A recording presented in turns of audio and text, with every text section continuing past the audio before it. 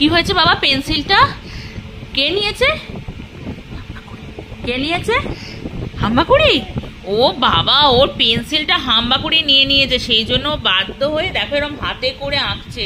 বুঝতে পেরেছো কত পরিশ্রম করছে, নিজেই কোথায় রাখে। হ্যাঁ, এখানের সাথে একটা পেন্সিল তো দেয়, ঠিক আছে, একটা অলরেডি ও ড্যামেজ করে দিয়েছে। এই যে দেখো এইটাও কি করেছে, দেখো এটাকে অনেক আগে কিনে দেওয়া হয়েছিল, এটা ড্যামেজ করে দিয়েছে, এটা একদম নিউ। তো ওটা খারাপ হয়ে গেছে বলে এটা নেওয়া হলো। বাট এটাকেও যা অবস্থা করছে, এরও আয়ু বেশি দিন নয়, আমি যা বুঝে গেছি। যাই হোক, তবু যতদিন আঁকে মানে এগুলো নিয়ে এইটার ওপর মানে এটাকে ভীষণ ভালোবাসে, জানো তো। এই দেখো এখন আবার একটা হাম্বাকুড়ি আঁকছে বসে বসে, এই করে সারাদিন এই চলে। আমি ভাবি তোমাদের সঙ্গে অনেক মানে ব্লগ বলো ওর ভিডিওগুলো শেয়ার করব, কিন্তু ওই করে দেওয়ার লোকের অভাব আর নিজের জন্য করে ওঠা হয় না। কারণ হচ্ছে স্ট্যান্ড ওকে লাগানো যায় না, মানে আমার দুটো স্ট্যান্ড আছে, একটা বড় একটা ছোট, কিন্তু ওই স্ট্যান্ড লাগিয়ে না ভিডিও আমি করতে পারি না, কারণ আমার ছেলে স্ট্যান্ড নিয়েই চলে যাবে। ও এতটাই দুষ্ট, ও বুঝবে না তো এগুলো।